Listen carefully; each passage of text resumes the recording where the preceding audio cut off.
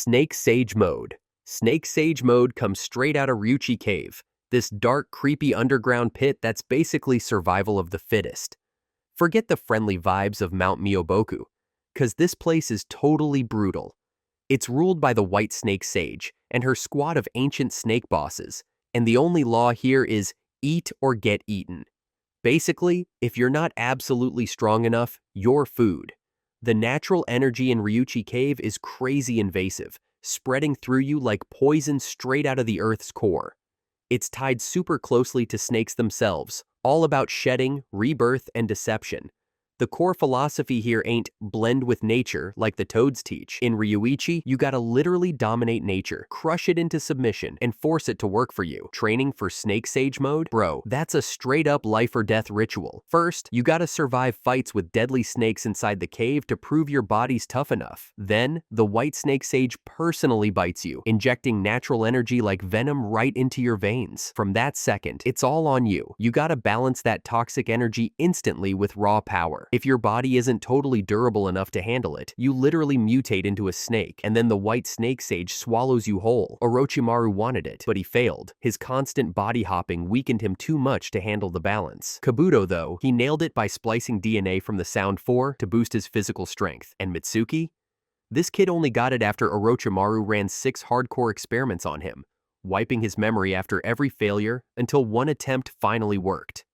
Snake Sage Mode hits with some absolutely wild, beast-like transformations. Your eyes go full predator mode, golden irises with vertical snake pupils, and that purple pattern spreads dramatically from your eyelids down your face. Kabuto in Snake Sage Mode straight up grew 4 sharp horns on his head, symbolizing his evolution from snake to dragon. His body moved insanely flexible. Mitsuki, in his form, looked cleaner but still super intimidating. He got a glowing blue chakra cloak that formed ghost snakes around him, a single horn on his forehead, and dark markings circling his eyes. Even though Mitsuki's design was less monstrous than Kabuto's, his aura was totally powerful. Snake Sage Mode absolutely turns the user into an unpredictable assassin, with upgrades built around invasive, diverse powers. Physically, their speed and dodge games spike massively, moving in slippery, snake-like ways. Their ninjutsu gets enhanced into darker, more savage forms.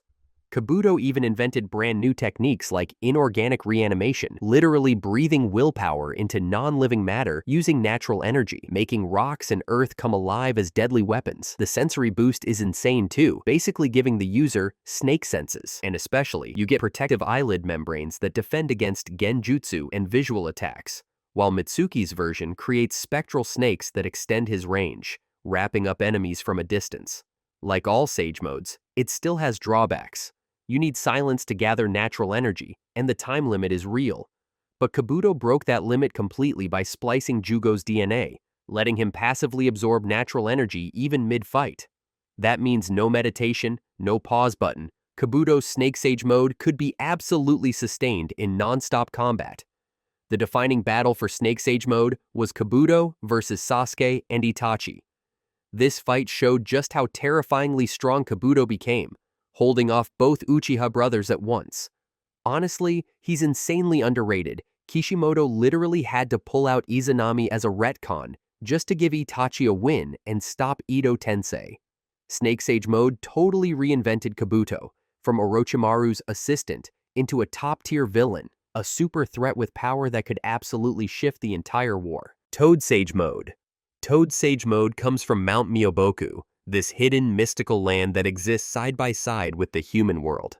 It's basically a holy ground where the elder toad sages like Fukasaku and Shima have guarded senjutsu secrets for hundreds of years. Unlike the dark savage vibe of Snake Sage Mode, Toad Sage Mode is totally about harmony and patience. Only people with true destiny, or the ones who get chosen, can even reach this place. That's why Jiraiya stumbled into it by accident after a failed summoning, and Naruto got personally guided there by Fukasaku.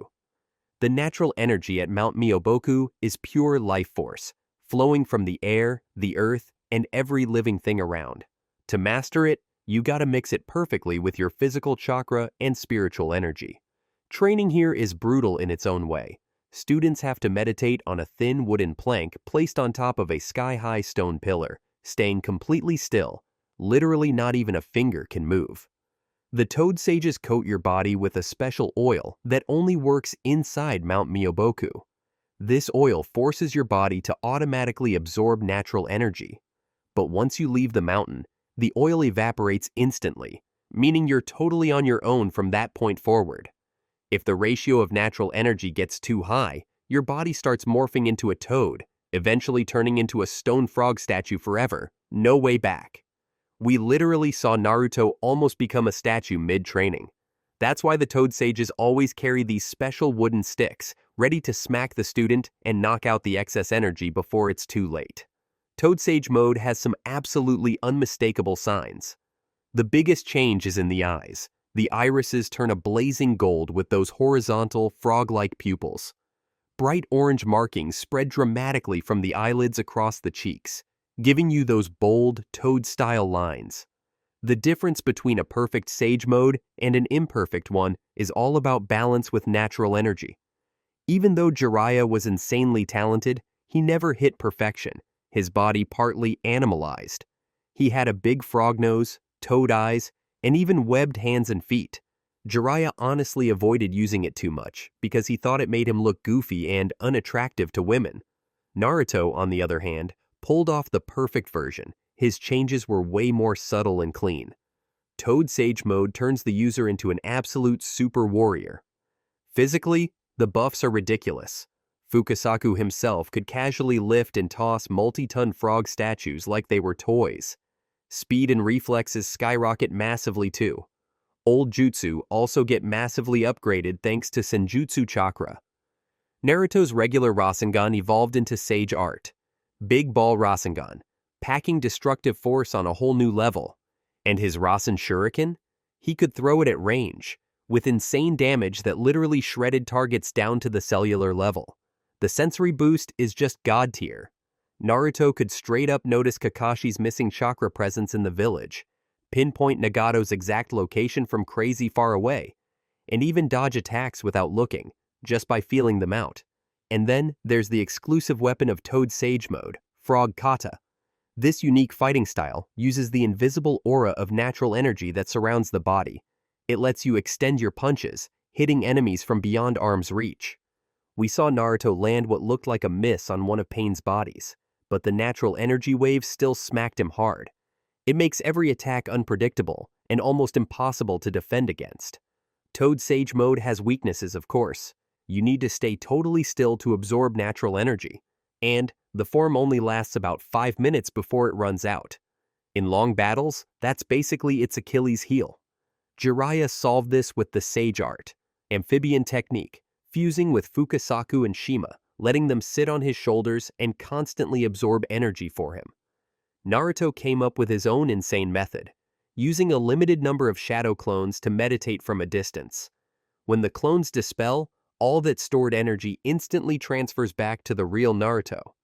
Later, as a Jinchuriki, Naruto went even further. He literally had Kurama inside his mind, gathering Senjutsu chakra for him while he kept fighting non-stop. Yeah, bro, Kurama was a sage himself. The defining battle of Toad Sage mode was absolutely Naruto versus Pain in the Leaf Village. This was hands down one of the most epic entrances in the entire series, with Naruto showing up like a complete boss. Toad Sage mode completely flipped the script during the Pain invasion arc, saving the village from total destruction and proving that Naruto was truly the child of prophecy. Hashirama's Sage mode. Hashirama's Sage mode is literally the biggest mystery in the whole Naruto series. Unlike Toad mode from Mount Myoboku or Snake mode from Ryuchi Cave, Hashirama's Sage mode is still completely unknown, totally wrapped in secrecy. Hashirama straight up represents the absolute perfect Sage mode. His wood release already feels kinda Senjutsu-like, since it mixes water and earth chakra in a way that's super close to natural energy. But when this man enters Sage mode, he doesn't show any traits from any animal at all. No frog eyes, no snake scales, nothing. And the craziest part? He can pop into Sage mode instantly, way faster than literally anybody else. The natural energy inside Hashirama has this insane vibe of endless growth and regeneration, like tree sap flowing nonstop through his body. His power blends completely with raw nature itself, trees, earth, and literally every living thing around him. Hashirama's Sage Mode takes his wood release straight to God tier, turning him into an absolute natural disaster. His ninjutsu gets insanely boosted. He can infuse Sage Chakra into his wood techniques, massively pumping up their power. This lets him create tons of wood clones while still holding a Kage-level barrier, whereas Tobirama could barely manage 2 clones. All his wood release jutsu gets scaled up by dozens of times. His quintuple Rashomon can even redirect massive Biju bombs combined with Susanoo checks. Then there's the insane Sage Art, 1,000-armed cannon, a gigantic wooden statue with thousands of arms, literally dozens of times taller than Madara's Susanoo. And remember, Madara's Susanoo is already the biggest Uchiha Susanoo ever. Hashirama's 1,000-armed cannon can even smash through that Susanoo and casually capture a tailed beast like it's nothing. Hashirama's Sage Mode still needs him to limit his movements to absorb natural energy. But here's the sick part. He can meditate while sitting on his own massive wooden constructs, letting them fight for him. No need for allies like Naruto or Jiraiya. He's basically a one-man army. Yeah, he was called the god of shinobi for a reason. Tailed Beast Sage Mode. Naruto Uzumaki unlocks Tailed Beast Sage Mode by merging his Sage Mode with Tailed Beast Mode. At first, Kurama was straight up hostile, always trying to take over Naruto's body or mess with his chakra control. But after they overcame that beef and built trust, Naruto and Kurama became legit allies. Now, Naruto can tap into the Nine Tails chakra freely, no obstacles at all. When Naruto enters this combined state, his eyes are wild, mixing Sage Mode traits, orange eyes with cross-shaped pupils, and Tailed Beast traits, red eyes with vertical slit pupils.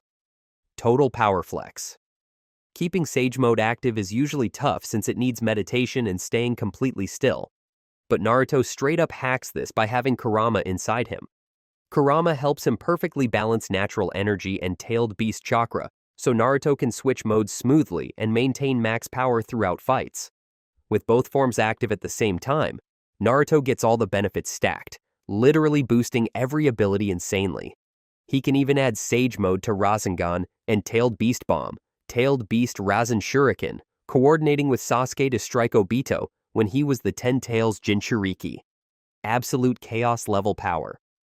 Fun fact, Minato was a sage. He could also use Toad Sage techniques, and he had half of Kurama inside him. So in theory, he could enter this mode too. 6 Paths Sage Mode.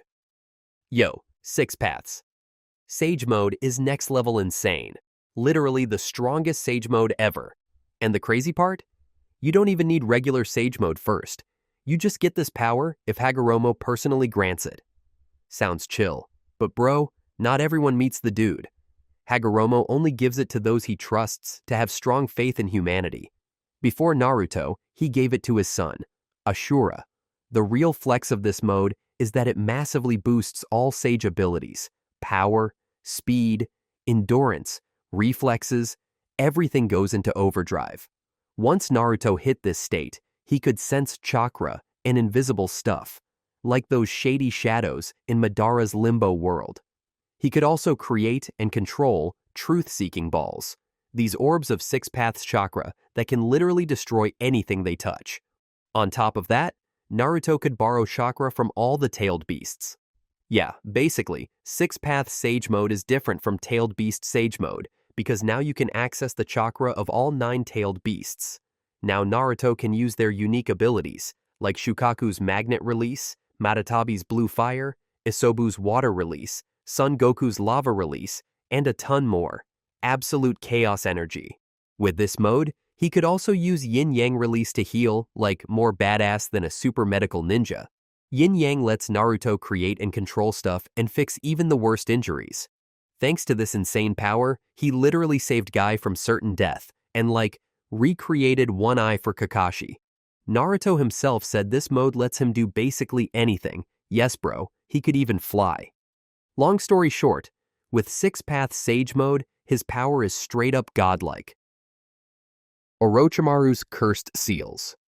Okay, technically this isn't a Sage Mode, but it's worth talking about because Orochimaru straight up invented it by mixing his chakra with Jugo's cells. Remember Jugo? The dude can naturally absorb Senjutsu energy and transform his body for fights. Orochimaru can slap this cursed seal on others, but just like learning sage techniques, it's dangerous. Most people die from it, only about 10% survive. If the seal doesn't suit you, you either die instantly or go through extreme pain before kicking the bucket.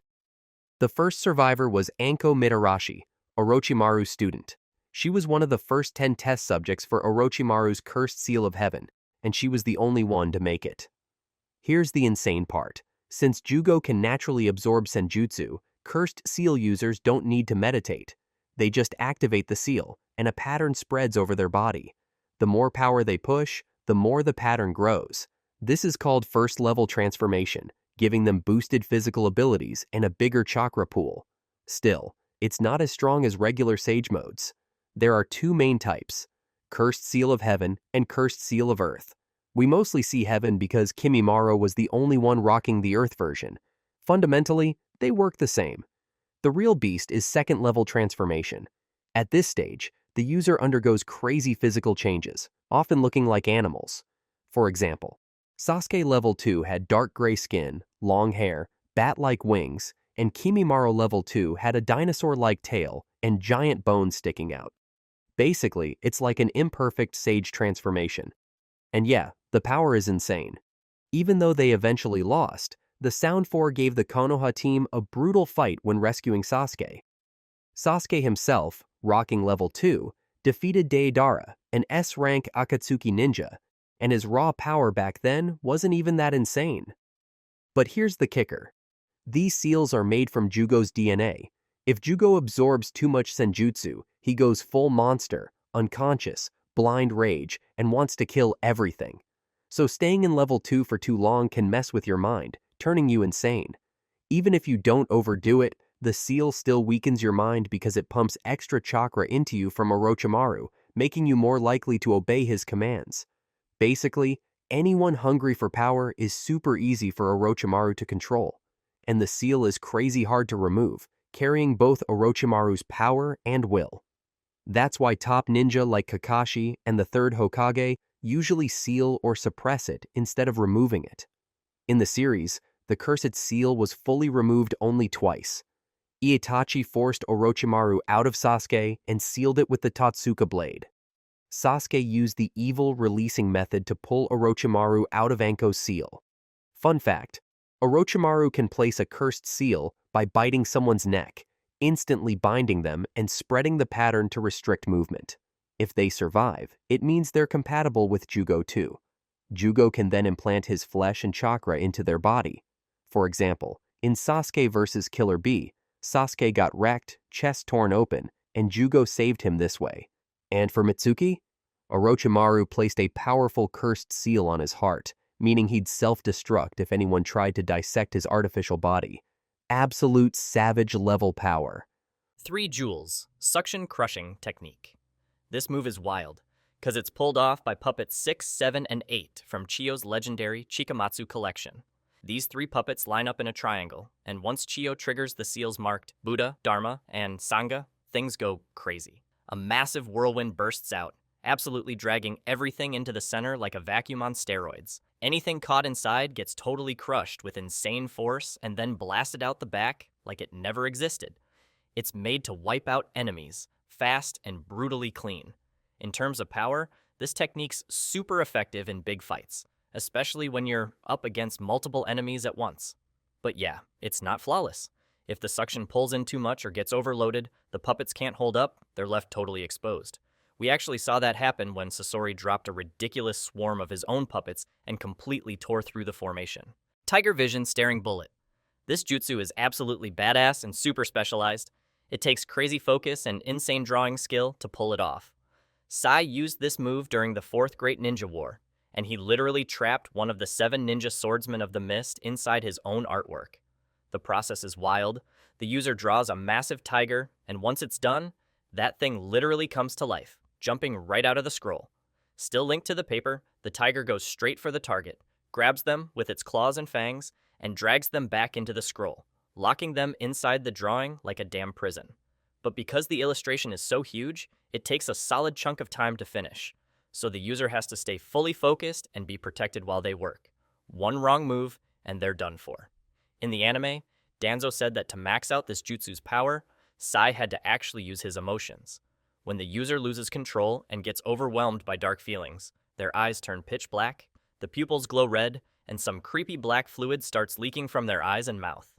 Sai had a hard time controlling that side at first because of his emotion-suppressing root training.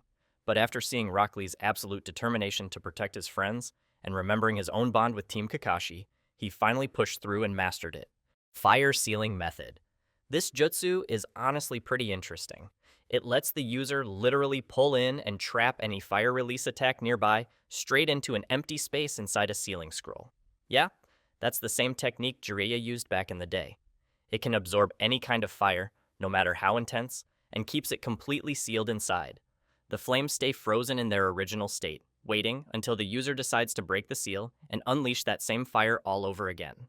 Normally, fire release jutsu in Naruto are pretty easy to counter. You can block them, dodge them, or just splash some water over them. But Amaterasu is a different beast. Those black flames can't be put out by anything. Not water, not wind, nothing. They just burn forever. So when Jiraiya went up against Itachi's Amaterasu, he flexed this technique to literally suck up those unstoppable flames and seal them away for good. There's also another move that works kind of like this one, but that version's used by Sai. Evil Sealing Method. This technique is straight up intense. It's kind of like Orochimaru's 5 elements seal, but instead of messing up the chakra flow, it's designed to control and suppress the cursed energy itself. Kakashi used this move on Sasuke to hold back the cursed seal of heaven, stopping that dark power from spreading through his body and taking over. To pull this off, Kakashi had to literally use his own blood. He wrote long lines of sealing symbols all over Sasuke, stretching from the cursed mark out across the area. When the jutsu kicked in, those bloody markings started to glow and close in, forming chains of chakra that locked around the cursed seal. It's brutal to go through, super painful, and the person receiving it can totally pass out from the shock. But here's the catch.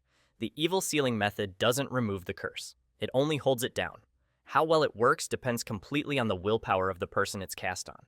If they want it to work, it'll keep that curse locked away as much as possible, but if they crave the cursed power deep down, the seal can't stop it from breaking free.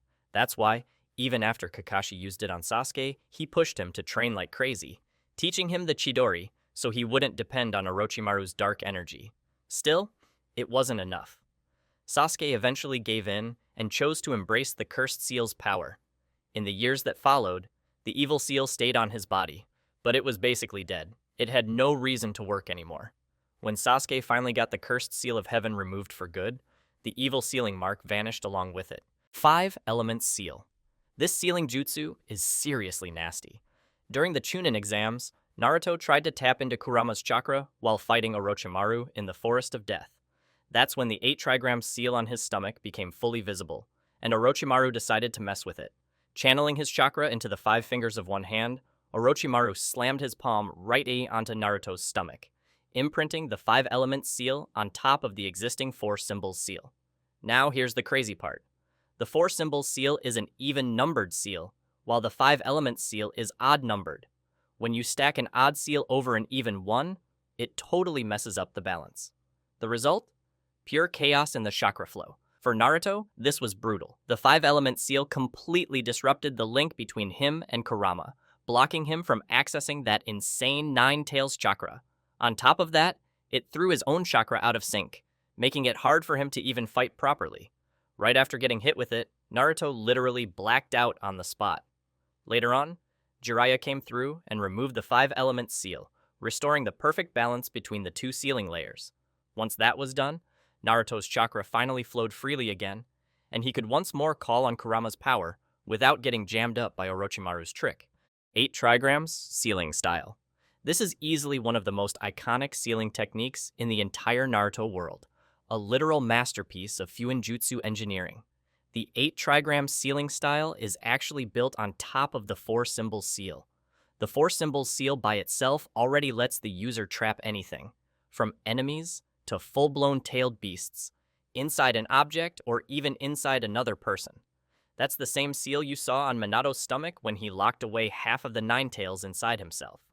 But when you stack two 4-symbol seals on top of each other, you get something far stronger, the 8-trigram sealing style. That's the exact seal placed on Naruto's stomach. During the night of the Nine Tails attack, even while half dead from battle, Minato still pulled off this insane jutsu. He layered two 4-symbol seals together, forming the 8-trigram seal to completely contain Kurama's massive chakra inside his newborn son, Naruto Uzumaki. Now, here's the genius part. Minato didn't line the two seals up perfectly. He intentionally left them a bit misaligned, so that a small portion of Kurama's chakra could leak through and mix with Naruto's own. That little tweak gave Naruto boosted healing, massive stamina, and access to the Nine Tails power whenever he needed it. On Naruto's body, the seal shows up as a circular pattern on his stomach. It glows brighter and more visible whenever he taps into Kurama's chakra. But that power came with real danger. Overusing it could totally mess up his body and mind, letting the tailed beast's hatred corrupt him from the inside out. Knowing this, Minato sealed a fragment of both his and Kushina's chakra inside the seal, acting as a backup system. Their spirits could literally appear from within the seal during life or death moments to reinforce it or protect Naruto when he lost control. Another key part of this jutsu, literally, is the key to the seal, a special inscription stored on the Toad Scroll Giratora, who was later entrusted to Jiraiya, Naruto's godfather. This key could either completely unseal or tighten the 8-trigram seal's power, but instead of locking it down, Jiraiya used the key to loosen the seal just enough, giving Naruto even greater access to Kurama's chakra during his training. Desert Layered Imperial Funeral Seal. This is one of Gaara's absolute craziest sealing techniques, pure desert domination. He used this move during the Fourth Great Ninja War to seal away the second Mizukage, who was insanely powerful and hard to put down. Here's how it works. Gaara controls a huge amount of sand, gathering it from all around and using it to completely surround his target. But this isn't some quick one-shot jutsu, it's a layered process, built step by step. Each new wave of sand stacks on top of the last, forming multiple layers that trap the enemy tighter and tighter. Every single layer is there for a reason, not just to imprison the target, but to completely shut down any chance of breaking free from the inside. As the sand keeps stacking, it all gets compressed into a massive pyramid, a structure that's literally built for strength and stability. The shape evenly spreads out pressure, making it ridiculously hard to collapse or crack. Once the pyramid's sealed shut, it becomes an unbreakable prison, locking the enemy deep inside a desert tomb with zero way out. The Totsuka Blade. The Totsuka Sword is one of the most mystical and overpowered weapons in the entire Naruto universe. It's basically a spiritual blade that comes out of a sake bottle. Yeah, it doesn't even look like a normal sword. What makes this weapon so terrifyingly strong is the sealing jutsu built into it. When the sword pierces someone, it doesn't just wound them, it straight up absorbs their soul into the sake bottle, trapping them forever inside a stunning, dreamlike illusion world that feels like an eternal genjutsu. This sword's sealing power is so absolute that Itachi used it to completely wipe out Sasuke's cursed seal of heaven. When Orochimaru tried to crawl out from Sasuke's body, Itachi just stabbed him once, boom, sealed instantly into the bottle, gone for good. Later on, Itachi used the same sword against Nagato, who was being controlled by Kabuto's impure world reincarnation. Before finishing him, Itachi told Nagato he'd seal him once and for all, meaning his soul would be trapped forever. No escape, no reincarnation, nothing. Nagato accepted it calmly, saying he'd go to where Jiraiya was waiting, though nobody really knows if that was true or just poetic. Besides its sealing magic, the Totsuka sword also hits like a monster. It can cut through basically anything, just like a normal blade, except, way stronger. We literally saw Itachi slice off 7 of Orochimaru's 8 giant snake heads in one swing, like it was nothing. The sword's power and mystery made it one of the most desired weapons in shinobi history. Zetsu even said Orochimaru spent his whole life hunting for it, but in the end, destiny decided it belonged to Itachi Uchiha. The Reaper Death Seal.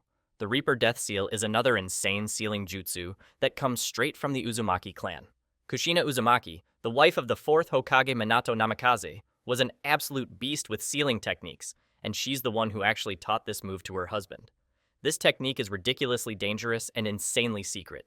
It's so top tier that even Orochimaru, a dude who basically knows every jutsu in existence, had no idea it even existed until the 3rd Hokage whipped it out. The way it works is totally wild.